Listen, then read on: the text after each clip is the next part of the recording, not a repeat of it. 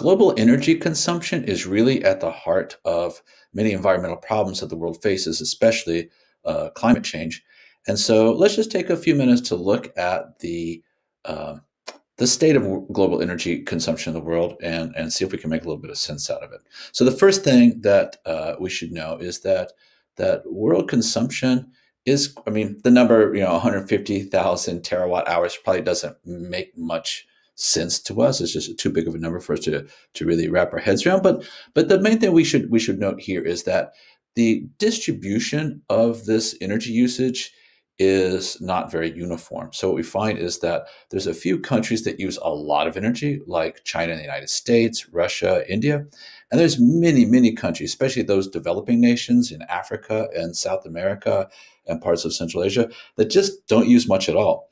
And so this is something that we need to inform ourselves in terms of how can we move forward. We need to do two things. We need to focus on how to get those countries that are using the most to try to invest in ways to not do that, and also be mindful of the fact that these nations here in Africa and South America and Central Europe that aren't using it now will begin to use it in the future. Because if we go back in time, we find China did not use a lot, say 20, 25 years ago, and now they use the most in the world. And so we need to be mindful of those trends and plan for future trends rather than just respond to the current state of energy usage. So just to break it down, what we see is that China uses about a third currently of the world's energy. This is electrical production, but electrical production, that's just power generation. It doesn't take into account heating if it's non-electrical or transportation, but it's a good proxy for just the general state of it. It's a little bit easier to get our hands on this information. So because power companies have to put it out there, so it's just easier to aggregate that information and analyze it. So we can see that China by far uses the world most, and as I said, they didn't used to. Even 20 years ago, they didn't. Certainly when I started my career over 30 years ago, they were a minor player, and now they're the dominant force in the world. The United States has always been a major player here, but India used to be very minor, and now they're growing. So it's like I said, it's important to note that those countries that use the most of it are the ones who bear the greatest responsibility for trying to develop forms of energy that are less damaging to the world, and also ones that we can continue to use in the future. And we'll talk about that in future lessons. But also, we need to look down the list, farther down the list, and find those countries that right now aren't using much at all, and understand that we want those countries to develop. Because remember, when we talked about population, as a country transitions into a developed nation, their population drops.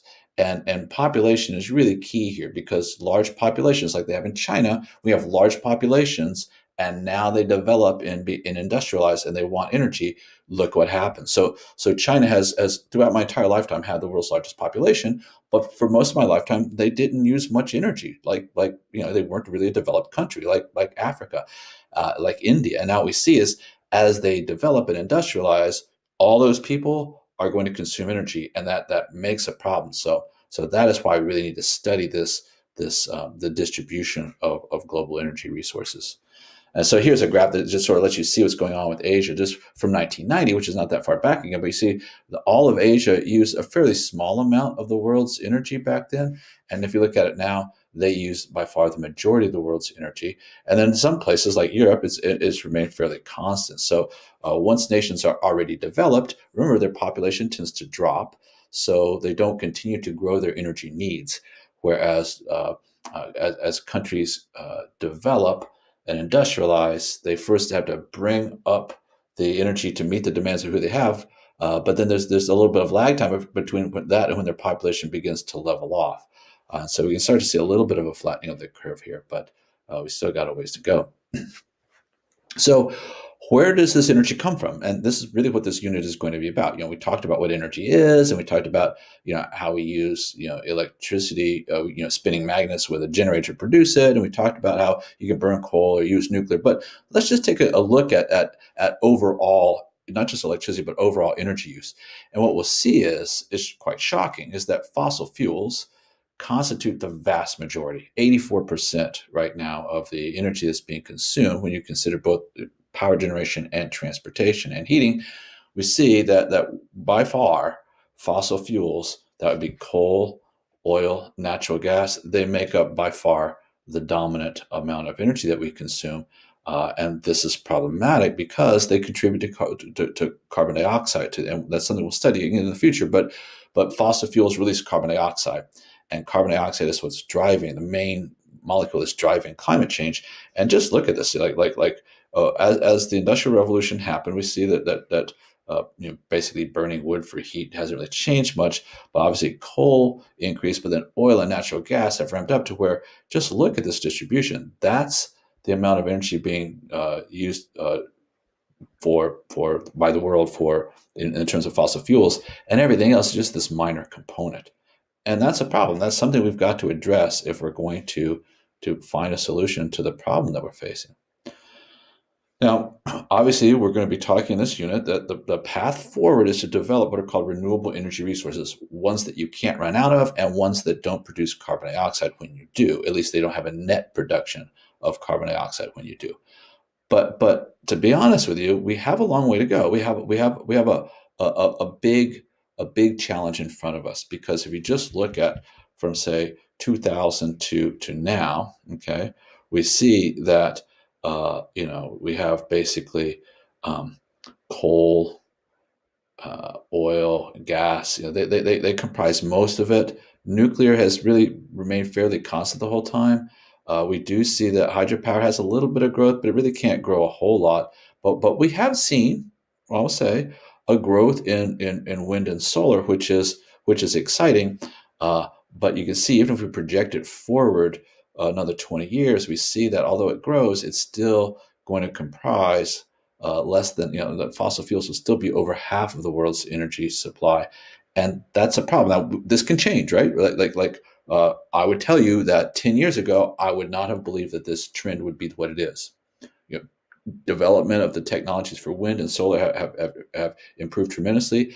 And as long as we continue to invest in them and push the science and push the engineering, it can change, but it can't happen on its own. It's going to take some forethought on the part of our world. And that's what I want to finish this little presentation with, is to say that fossil fuels are the first type of technology that we found that allowed us to release large amounts of potential energy and use it to make electricity and distribute it to the populations, and also to transport things around and make modern society as we understand it.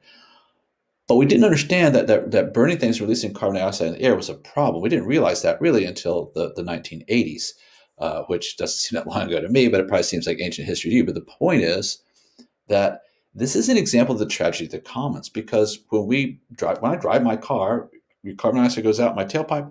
You know what? I'm not responsible for that. I just go, I'm making a small contribution to a big problem. I'm not worried about it.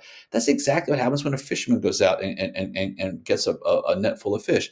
The tragedy of the common happens when we don't feel like we have personal ownership of the problem.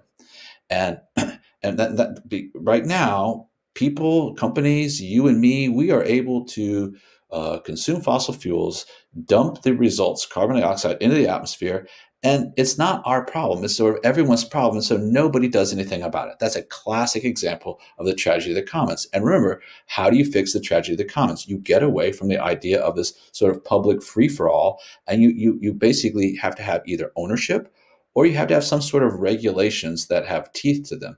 And that's really what it's going to take, because it is cheaper right now, and will continue to be cheaper, to use fossil fuels and dump the carbon dioxide into the atmosphere than it will be to develop these new technologies. Developing technologies is always expensive. And even as we develop them, it will probably always be cheaper to use fossil fuels, but that doesn't mean it's okay, because the broader cost to society, to the planet, to the environment is enormous. But it's like death by little increments, and we're smart enough now to understand what we're doing, and we can fix it. But the way we can't fix it just using standard economics. You can't just say, well, just let the markets decide. Well, if the markets decide, the world's in trouble, because they're going to go with the tragedy of the commons, where the atmosphere is the dumping ground of carbon dioxide, and that's just not okay.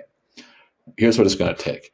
It's going to take two things, basically. It's going to take an active approach from world governments, and governments are fortunately in most places controlled by the voters.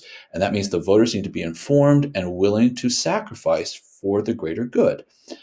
Just like people right now are social distancing, they're wearing masks for the greater good. Now, because they see a personal gain that can be had from this, right? We have to develop that mindset for the world's populations in terms of carbon dioxide emissions from fossil fuels. What we have to do is we have to basically give our governments the green light to impose carbon taxes. In other words, if you're using a fossil fuel, which we'll talk about in a future lesson, like our next lesson, you have to pay upfront costs for that. It can't be free. You can't just say you're welcome to dump these things in the atmosphere. You say, okay, you want to use them? Then you got to pay because you're causing a problem for everyone else. And as soon as you do that, all of a sudden, fossil fuels aren't as cheap as they were before. And now things like solar and wind become more competitive. So that's a big way of doing this. And the other way is to have governments subsidize the research and to subsidize the development. In other words, like when we're trying to build these technologies, they're at a disadvantage economically compared to these established fossil fuel energy generation systems. So what we need to do is we need to give them some sort of a jumpstart. Governments need to give them the money to develop the technology until they can compete on equal footing with fossil fuels, at which point fossil fuels will end up losing out. All right. And fossil fuels don't have a future anyway. Unfortunately, they can do a lot of damage before they finally go away, which we're going to be talking about in our next couple lessons. Thanks for watching.